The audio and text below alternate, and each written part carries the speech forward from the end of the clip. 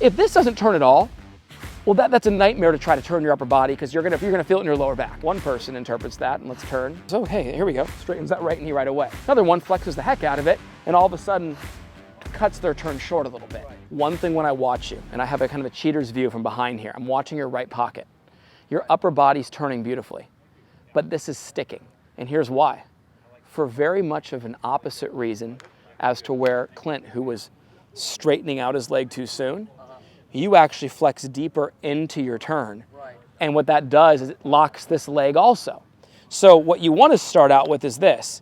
You want to start out with the knee just flex to some degree. I always say, hey, hips over ankles, let it break, and leave it right there.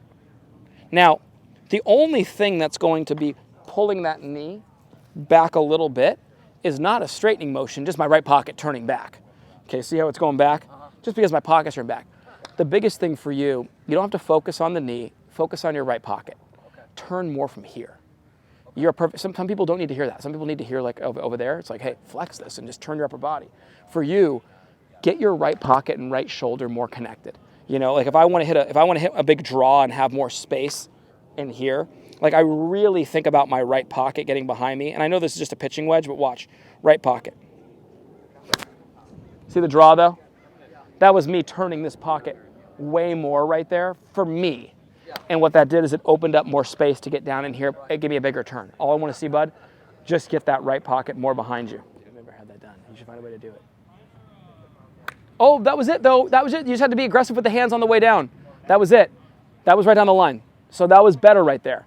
Like let this guy, it's like take the sneed thought of get that right cheek back into your left. Like really, you know, here. These two need to be connected for you.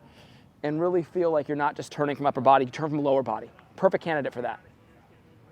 And see, like, hey, real quick for our viewer. We have some guys who really straighten out their legs and over-rotate too much too soon from here. And then it causes them to lift and not continuously turn their hands to the top. We have other guys who flex into it deeper. Well, that kills their turn. So, like that was a ton better, bud. A ton better right there with that right pocket. Exactly, it went further than it was, exactly. The ball jumps farther, you know, but, you know, Vince is a perfect candidate for not just feeling the turn from up here, feeling it from right here. You know, listen, and here's the funny thing. You and Clint, totally different types of how you need to turn.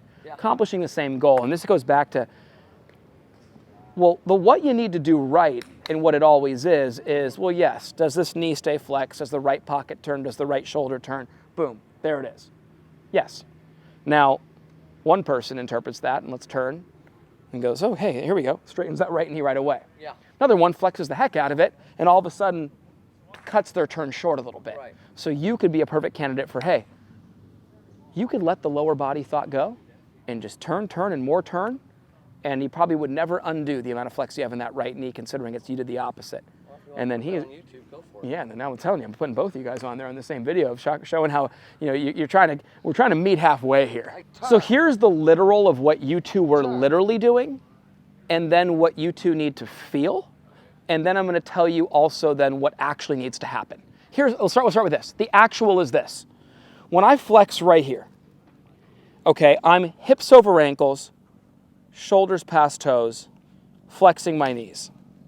I'm not even flexing so much as I am just unhinging them a little bit, you know, to get some ground pressure.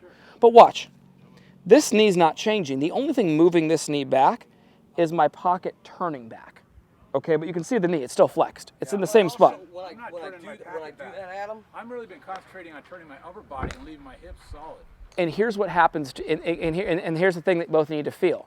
What happened to you was when you turned, your right knee would initially straighten out, and it would lock you up. What Vince was doing was he was turning, but he was almost increasing his knee flex as he was turning, which then restricted his pocket from turning at all and restricted his turn.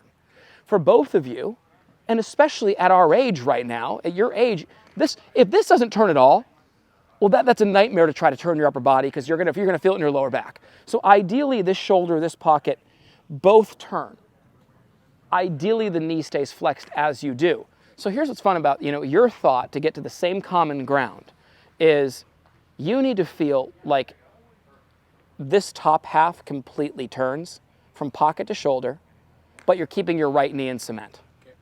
What Vince needs to feel is great, because he thinks the opposite of that. He needs to think, turn right pocket as far back as he wants, because he's already flexing it to a degree that he's never going to straighten it up from where he's flexing it. So where I can't let you just think turn right pocket back, turn right shoulder back is, well, you would snap that right knee just like this. So my thing to you is, hey, keep the right knee in cement, keep it flexed, but also turn as much as you can. Now, the thing about it is, what I'm kind of loving about it is, though, it just shows you how dangerous it is to have one common thought be everybody's thought. And that's not what you can do. What I can do, the best I can do, the best Kevin can do when he films this is say, hey, here's what literally happens. But the real art of all this is somebody who can talk to you guys in a way that gets you to make what actually needs to happen. So the whole point is, I could teach both of you guys. I love educating you both on, hey, guys, here's what actually happens with the best in the world.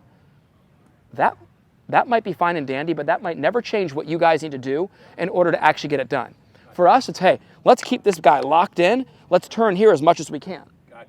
Now, for Vince, it's forget this at all. Just turn here as far back as you physically can. And what's funny is it's going to feel like you're flexing your knee and you're probably straightening it out. But just to get to a point to where we're in a common ground of just doing it enough. The whole point for both of you guys is I want the big upper body turn. Yep. And the right pocket turning a little bit and grabbing on here does open up the ability to do so. And I would tell you, I'll be honest with you, his thought's a little bit easier because I can tell him to turn as much as he wants. Your thought has a little two-part thought to it. It's turn as much as you possibly want, or can, but you also need to make sure that right knee stays solid. So that's where just having that good rehearsal. Trying not to turn this, so that's a good thought. I think that's part of the reason why you were locked up a little bit and the swing was short in general. It's like, hey, here, turn, keep this solid, and give me a little bit of that right elbow relaxation that we talked about, which is going to give you a little more range of motion in your swing. You watch a lot of short swings that look like this, and then you watch this. That was all right arm action right there. Yeah, so that's just the combination of that. Here we are at the beautiful Fairmont Grand Del Mar and the Grand Golf Club, the home of Porzak Golf, where golf is not just considered a sport, it's a lifestyle. The Porzak Golf membership will take you on an immersive journey that blends performance, lifestyle, and the spirit of the game like never before. This membership is geared towards helping you play the best golf of your life and enjoy the greatest game ever played. For more information on what your membership includes, click the link below.